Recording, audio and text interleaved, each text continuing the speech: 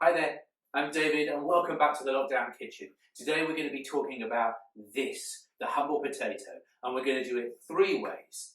Saute, mash, and some chips. Let's get into it. Lockdown Kitchen with David. Let's get started with the mash and have a look at what you're going to need. Here we are then.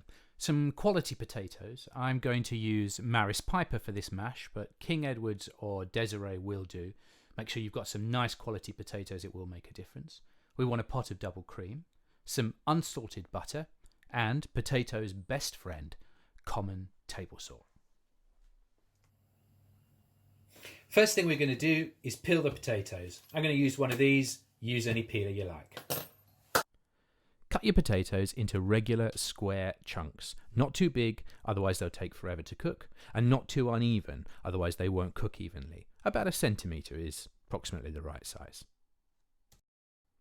Here's a little trick. While you're cutting up your potatoes, put them in cold water to stop them from going brown.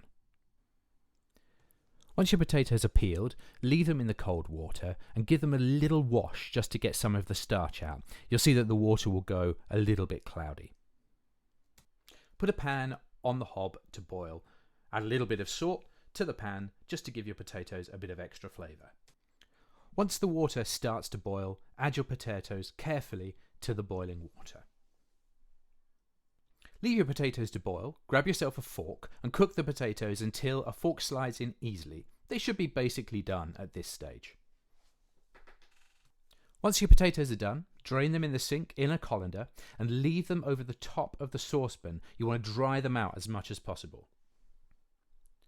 Grab yourself a good knob of butter, put it in the pan and add all of your double cream. Plenty of butter and double cream for potatoes. They absolutely love that flavour. Let that heat up in the pan. Grab yourself a spoon and stir the butter into the cream. If you heat up your butter and cream before you mash your potatoes, then your potatoes will not go cold. Once the butter and cream are up to temperature, add in your potatoes. Don't forget any spare ones. Grab yourself a masher and mash the potatoes into the butter and cream, keeping the heat on in the pan all the time, remembering you don't want your mashed potato to go cold. Once the potatoes are roughly mashed, put the masher aside, grab yourself a wooden spoon and start to beat the potatoes in the hot pan. You're going to want to work fast, otherwise the potatoes will start to form a skin. But you want to get your potatoes as smooth as possible by beating them over a hot pan. After a couple of minutes beating, you'll see your potatoes have got much smoother. Check them for consistency and add butter and cream as required. Butter will make them more rich, cream will make them looser. Potatoes are nearly done, so grab yourself some salt and put a generous amount of salt onto the potatoes. Mix the salt in. Keep beating your potatoes for several minutes until you get a really smooth paste. Press them up against the sides and then your potatoes are done. I like to add a good teaspoon of mustard at this stage to my potatoes, but you've got a couple of options. Mustard is delicious. Whole grain mustard will give you a kind of whole grain mash. I also like to add horseradish sometimes if I'm serving them with salmon, or even a good amount of grated cheese or parmesan are all delicious. Most important thing, as with all cooking and with your potatoes, taste, taste, taste. It's not a joke. Grab your teaspoon, taste the potato. In your mouth. Eat it. Not enough cream? Add more. Not enough butter? Add more. Not enough salt? Add more. And there you have it. A beautiful pile of creamy, buttery mashed potato. An absolute staple. Very easy to make. And with a few quick tips and tricks, very easy to elevate the game over a standard, boring mashed potato. Here's a little trick for boiling your water. Put some hot water in the bottom of your saucepan first. Stick it on the cooker and turn on the heat. Just an inch of water. Then boil the kettle. Once the kettle's boiled, the water in the pan will be up to temperature and you can put the boiling water straight in the saucepan and it will be boiling much faster. Let's get into the saute. Here's a look at what you're going to need. Here we go, the ingredients for our sauté. Firstly, you're going to need some more quality potatoes. This time I'm using King Edwards. You're going to need some butter to fry them in, some table salt, as always, because it's potato's best friend, a sharp knife, and today I'm doing them with chorizo, so I've got some quality chorizo on the side. No need to peel your potatoes this time. They're tastier with the skins on, but you do need to cut them slightly differently. I do this posh way of cutting them into squares where I turn the potato round and I find that the starch in the potatoes holds them together, and then you can do this quite neat slicing into squares. If you don't want to do this, just cut the potatoes up into slices and then square them from there. About 1 centimetre square is good. As with all potato boiling, make sure that your potatoes are relatively even. This will save you problems further down the line where some are breaking up and some are not.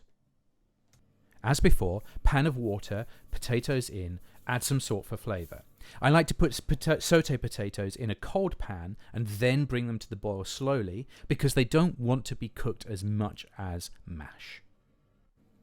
While the potatoes are boiling, prep your chorizo. Any good quality chorizo will do. Obviously we're using our sharp knife and we want to separate the chorizo into half, then into half again.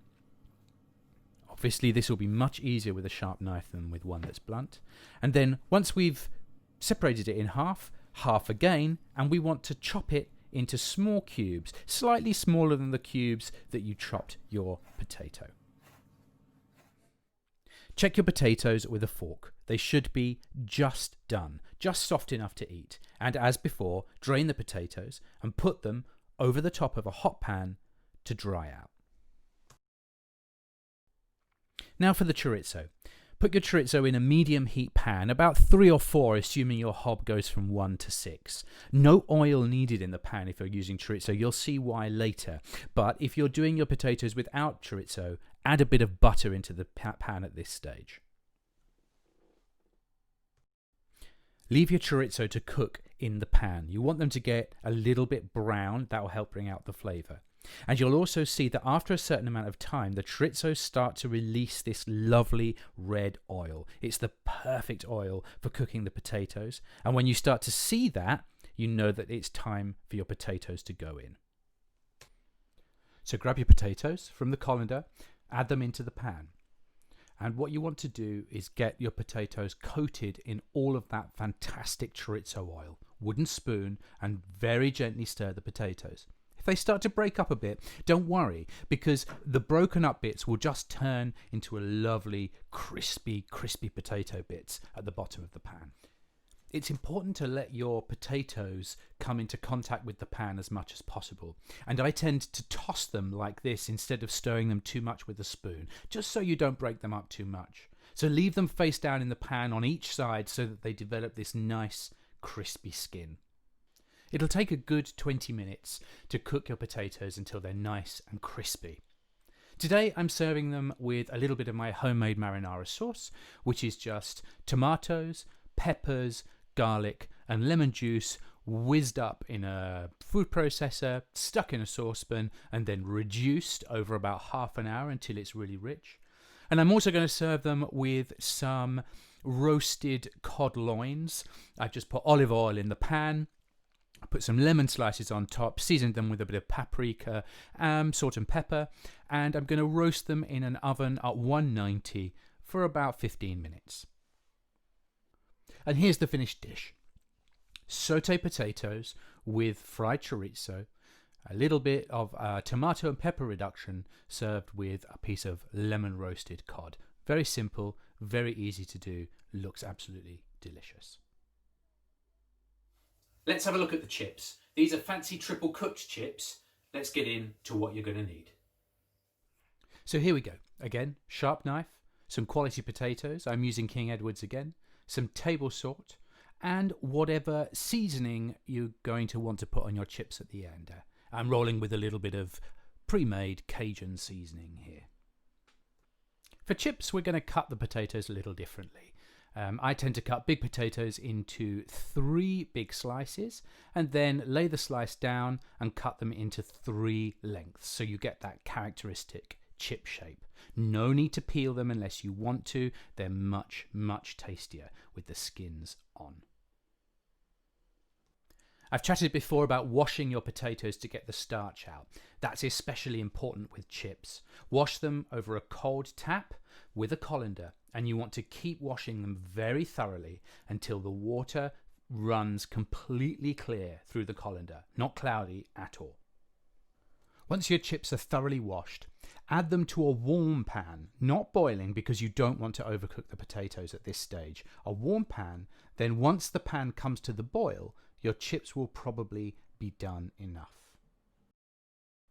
Once your chips have started to cook, we're going to do something fancy that in French they call arrêter la cuisson, which basically means we'll stop the chips from cooking. We put the hot pan in a sink and we run cold water in it for several minutes because otherwise the chips will continue to cook. We want to cool them down. Cold water, hot pan.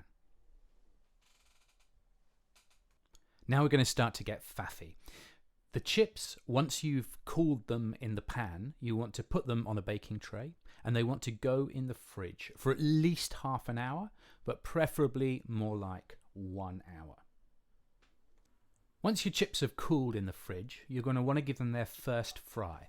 Pan on the heat, not too hot, about 3, assuming your hob goes from 1 to 6. Lay them carefully into the pan, making sure that all sides of the chips are touching the pan. A little bit of olive oil in the pan just to make sure they don't stick.